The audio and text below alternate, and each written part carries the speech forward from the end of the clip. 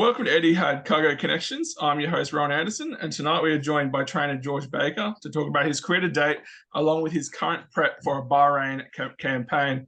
Good evening, George. How are we tonight, mate? Very good indeed. Lovely to be here. Thanks for the opportunity. It's really good. So we'll start from the start. Where were you born and where did you grow up? I was born in London. Seems an awful long time ago now, but brought up very close to where we train now. We're training in the Surrey-Sussex borders, which is about an hour south of London. Beautiful part of the world. Our nearest racecourse would be Goodwood, which is one of the most beautiful racecourses in the world. So very much a sort of horse part of England. Lots of trainers sort of reasonably close, but far enough away that we're not battling for gallop space together. But a gorgeous part of the world, and we're very lucky to be here. Yeah, excellent. I'm based down in Australia, so that's where I'm calling from tonight. So I totally understand great racing space as well. Yeah, sure. Excellent. And so where did your passion for horses come from and the industry? I was a racing fan growing up. We are very lucky here in the UK. We have such wonderful diversity of racecourses. No racecourse the same. They're all very different. The national hunt racing, the jumps racing, obviously is stronger here than it would be with you guys in Australia. But there's a lot of national hunt racing and a lot of flat racing. And I grew up as a racing fan, attending those meetings, mainly with my mother. My father quite rightly thought that racing was an enormous irrelevance, so he didn't get involved, but my mother took me racing from a very young age. And yeah, it was around here locally. It was flat racing at Goodwood and jump racing at a little country track called Fontwell down the road, and Sandown, Kempton, Ascot, Newbury, all the southern tracks. And my passion for sport started as a fan a long time before I even considered the mad option of becoming a racehorse trainer. I was a race fan. I'm a sports fan. I love most sports, almost all sports, but racing was very near the top of the list. And but 15, 16 years ago, if you'd said I'd be sitting here with 60 odd racehorses in a yard out there and runners in Bahrain and across the world, 15 years ago I would have said you were mad if you come up with that scenario. But it's a great fun scenario to be involved in, and we're very lucky.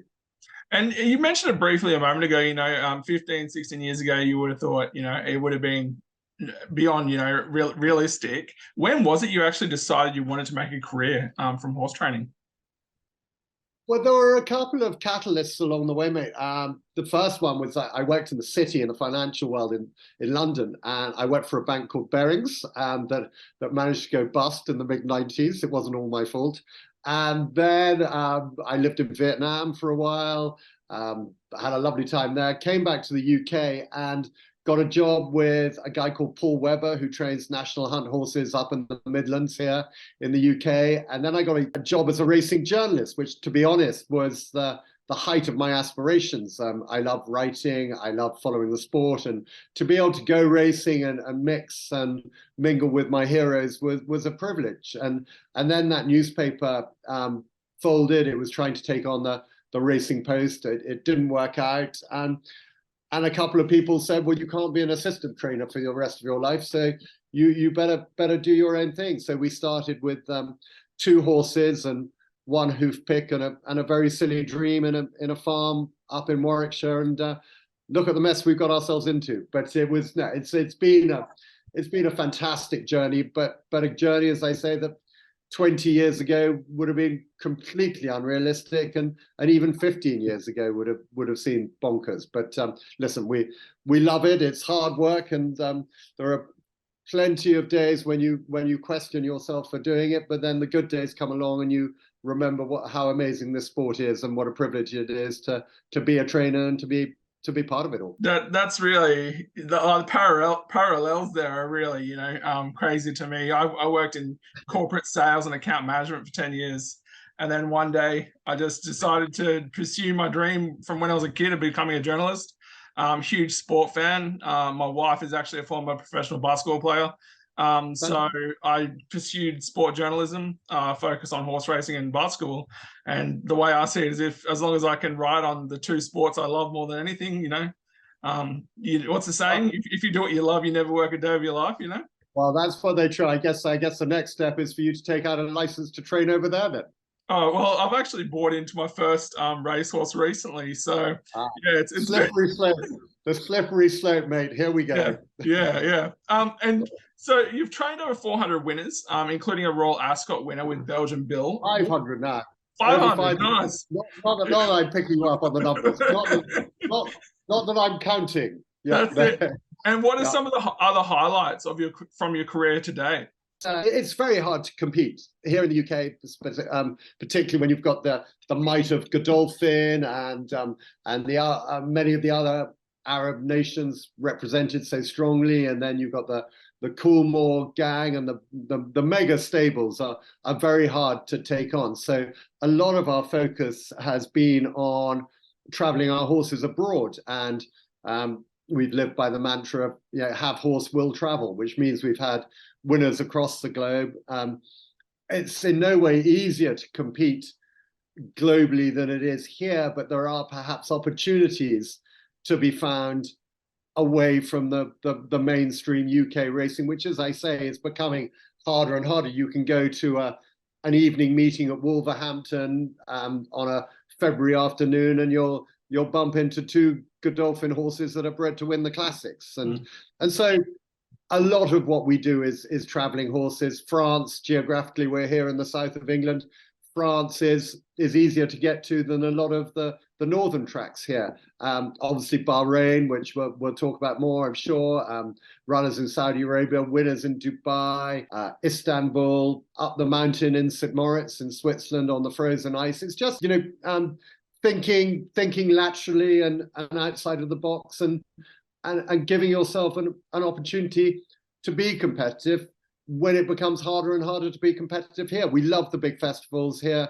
We love the big race meetings, and we love having runners at the big race meetings, and we'll continue to target them. But the foreign raids they're viable, they're great fun for the owners, and if the horses go and run well as they are in Bahrain, it makes sense on every level. And we'll just go back to, you mentioned that mantra of have horse will travel. You also said I see you've trained horses around the globe: Dubai, Turkey, Ireland, France, Germany, Belgium, Switzerland, US, and Scandinavia, amongst many other places. And horses, some horses travel well and settle well on arrival. Other horses don't travel as well. What have you learned about that aspect of the job in terms of moving horses globally, and what lessons have you learned about the importance of that aspect of training? Yeah, you're absolutely spot on there, mate. There are some horses, I put them on the horse box, and by the time they reach the local village, they're in a muck sweat and worrying about it. And so you do need to take the right horse. You need horses that are mentally sound, but by definition, that normally means they're horses who are physically sound as well. Horses who, there are horses, as with people, who will have little niggles that worry them, and you can manage them. But if they're bubbling under, that's obviously going to affect the horse psyche in the same way that it does you and I when we're not feeling 100%. So you need, to take horses to foreign fields, you need to know that they're sound of wind and limb, but also sound mentally and strong mentally. And but you get a feel for that type of horse. Belgian Bill, who won at Royal Ascot for us, he traveled the world for us, and he loved it. When we put on his traveling boots, that the extra special bungee boots, that he knew he was going on an airplane, and it sounds bizarre, but he absolutely thrived on it and would love maybe just got a bit bored at home. He was a clever horse. And so but the key thing is you would be pressing the gamble button very hard if you put a horse on an airplane that was mentally a little bit fragile, or had an issue, or just looked like a horse who was fragile in any way. So that's really what it comes down to. But also, you've got to be realistic about the the ability of the horses you send. It can be expensive to send horses abroad, although there are fabulous subsidies that many racing jurisdictions lay on now, including Bahrain for the horses we've got over there. It is an expensive job, and you can't just send horses to Bahrain or to Saudi Arabia or to the Middle East or to Dubai just for a day out. You've got to be fiscally responsible, but it's a combination of factors, and it's incredibly rewarding when those factors do all come together and you see the horses running well for you on foreign fields, because it is competitive sport globally. I'd love to bring one down to you guys in Australia. That's a massive aspiration for me, and but again, there are quite the very fair veterinary checks and things that need to be passed, and but that is kind of what we would do anyway with any horse before we send it to Dubai or anywhere foreign. You make sure that everything is 100% before you A, take the horse, and B, subject the owners to the potential costs. But when you do make a decision to send a horse, 99% of the time the owners absolutely buy into it and love the experience of racing on global shores. And you said before, it does come down to a big part of it is the fact you have to have the right horse to travel to the right races. How much, of an impact does the knowing of how that horse travel come into play when, you've got the perfect, as you said, the perfect horse for a particular race? How much of an impact does, the way that particular horse travels come into your planning? 100%. It's a massive part of the whole picture, and but it's sort of it is a lot of it is on a common sense basis, and comes back to what I was just saying, that you've got to be realistic with the targets that you aim your horses at. There's no point sticking them on an aeroplane and flying them halfway around the world to watch them come 13th of 14. You've got to be. So it's a combination of the horse's ability, the horse's mindset, strength of character, and my belief that they are going to cope with the new regime, the transport, the traveling, that everything that goes with it. But normally the good horses are horses that don't have issues and don't have problems, and the good horses tend to be the ones that are mentally strong as well. So yeah, you pull together all those factors, but there's one massive prerequisite to any sort of racecourse success, and that is you need a big dollop of luck, and hope that your horses stay fit and healthy, and some horses do get affected by traveling, but happy, healthy horses, and you give yourself half a chance. We'll now talk about Lucander, who you've got planning to run in the Crown Prince Cup in Bahrain. The last two starts, a fifth in Bahrain as well as a first. The win was Andy winning by close to nearly 6 lengths. Could you tell us a little bit about him as well as what the plans for his Bahrain campaign are? Yeah, he was bought in the autumn by a great supporter of ours, Paul Bowden, and Nigel Jones. They've been great supporters of the yard for a long time. They travelled to Bahrain last year and got a feel for it and really wanted to be involved with the horse this year. So they bought Lucander out of Rafe Beckett's yard. Lovely horse, proven form. He's been a solid handicapper down the years for Rafe. That first run for us was, if I was to say that I expected him to win by 6 lengths, I'd be telling you maybe a tiny little lie. We knew he was in good order. We knew he travelled over there. We knew he was training really well. We were very, very happy with him. But the race worked out for him. They went very quickly, and he picked up off the fast pace and won very impressively. Last time out, he was 5th. It wasn't a bad run. He was a bit keen early on. There was no pace, and he was left sort of doing a bit too much far too soon. Andrea Razzini, who rode him, wished in hindsight that he dropped him in, but hindsight won won a million races, as we know. So, you know, I thought he'd go close on that occasion, but it was more the way the race was run than anything else that panned out against him. So, you know, hopefully we've got him back in great order for Friday. We're going to run another horse on the same card, a horse called Watcher, who will run in the Turf Series Sprint. And I'm flying over there tomorrow, but the team who are there report them both in rude health. And yeah, we're looking forward to it. The Crown Prince Cup on Friday is the hardest race to win in Bahrain in the year. All the best local horses are there. Godolphin are flying down. Warren Point from Dubai, he's a classy performer. So look, it's a highly competitive field, but in our terms, you know, £120,000 pot is not to be sniffed at, and we're delighted to be involved with a horse who seems in good order. And you mentioned those two, you know, Lucander and was it Watcher as well? We've got three over there, mate. We've got Get It, who's been 5th and 2nd, Watcher, who's been 2nd, and then Lucander, who won and then was 5th. So they've all been in the money. 5 runs, 5 in the money, and good money as well. So delighted owners at the moment, which is half the battle for me. If I've got happy owners, then it means happy trainer. And you mentioned earlier in our chat as well, you know, the fact that if you're going to take horses overseas or, you know, race them anywhere, it's not a case of one and done, you know. So is there a bigger plan for them in Bahrain beyond the Friday night? Well, the Turf Series is a 5 Friday series. This is the fourth of the 5. Yes, I'm Lucander, actually, by winning by 6 lengths on the first outing, he actually has got himself out of the future Turf Series races because they're 0 to 100 contests, and he's now 106. There is a race for him on the 17th, and a handicap for imported horses. If all is well, he will run on that occasion. The owners who aren't able to be there this Friday can be there in a fortnight's time. So all being well, he'll run in that. But let's see how we go on Friday, because he does have the option of the Neom Cup in Saudi Arabia at the big meeting at the end of February. Off 106, he'd be on the cusp of getting a run at the moment.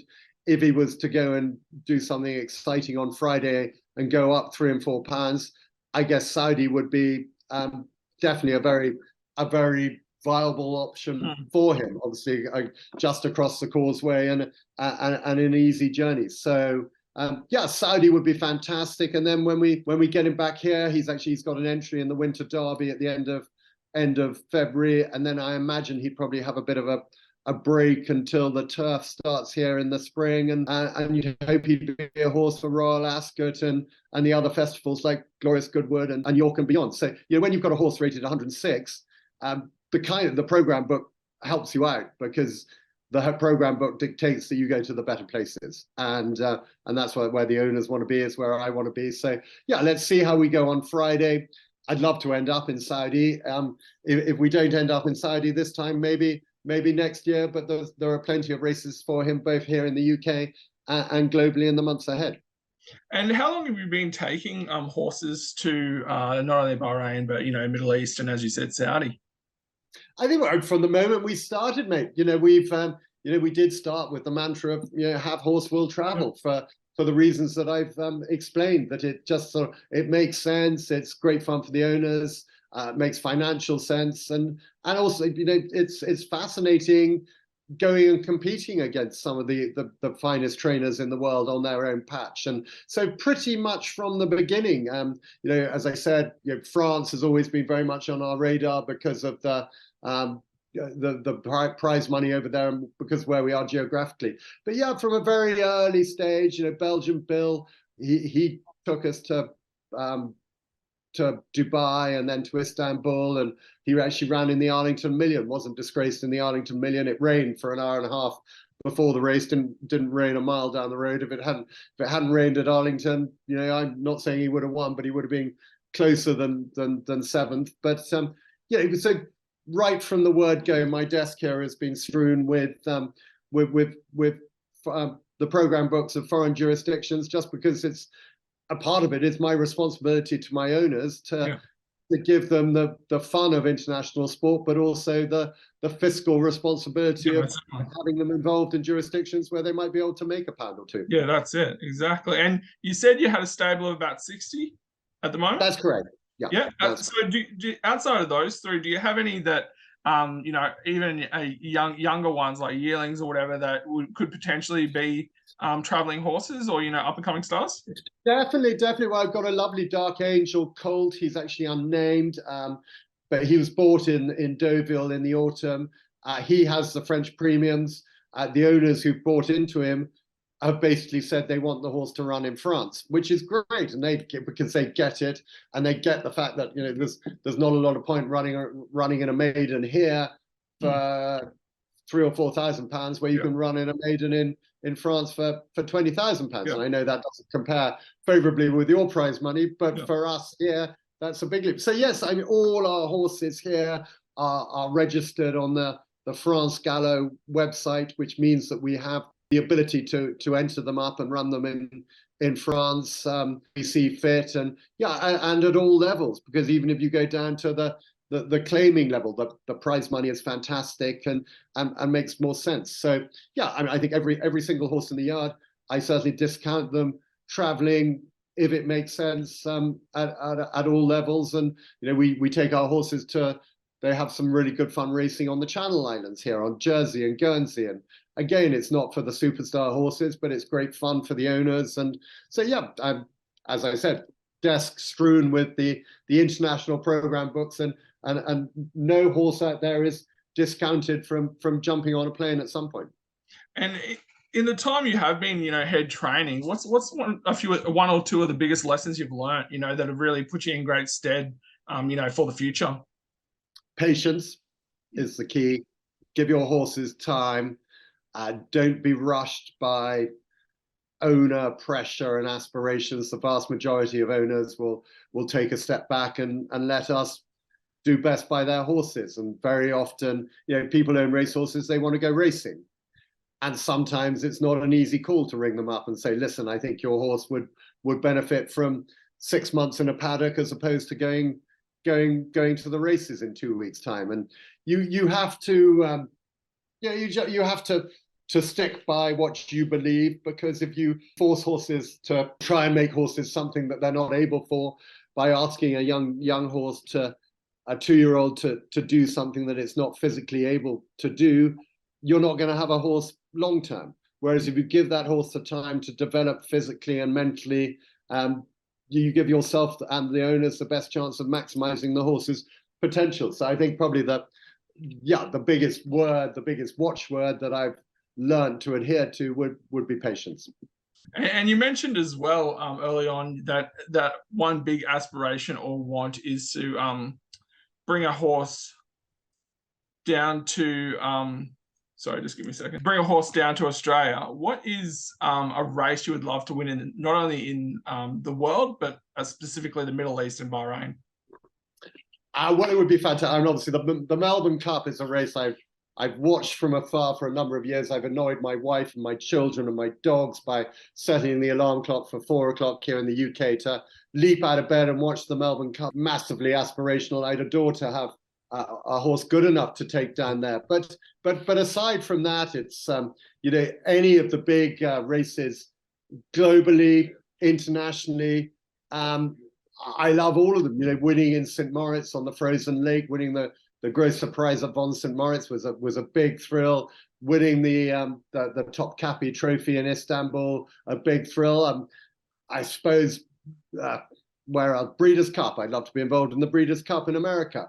Love to you know, have horses good enough to go to Hong Kong for their big international meeting. I mean, basically, you know, by definition, if you've got horses that you're talking about in the same sentence as the big races globally, then clearly you've got exciting horses on the team. So yeah, that's what we're looking forward to. Bahrain's been a fantastic success. I don't want to shout it too loudly because I don't want too many other trainers heading over there. I want it to be our little secret, but I don't think that's going to last for very long. But yeah, we've always done it. I think this year I can see ourselves having as many races, as many horses running abroad as we have in the UK. And luckily we've got enough owners who've bought into the idea that having the imagination to travel is so important. Particularly, I mean, English racing, the UK racing, I absolutely adore it, but there are a few headwinds against it at the moment. And we all aspire to have runners at the big festival meetings, but the midweek betting shop fodder can be a little bit depressing, both being there and financially, and trying to give those who pay the bills and those who provide the product, our owners, a chance by taking them to foreign shores. They love it, and we find actually that the wine lists tend to be a bit more exciting in France than they are at Wolverhampton and Lingfield and Solihull and places like that. And we've got a great fun bunch of owners, and they've bought into the fact that we are going to be having more and more horses abroad. And Bahrain has been great so far this winter. And if the horses can carry on running well there, it's been a lovely kickstart to the year. That's it. This has been great, George. Thanks so much for joining us on Etihad Cargo Connections tonight. And hopefully we speak again soon after the Crown Prince. Great stuff, mate. Thank you for the call. Thanks, George. Cheers, mate. Bye. Cheers, mate.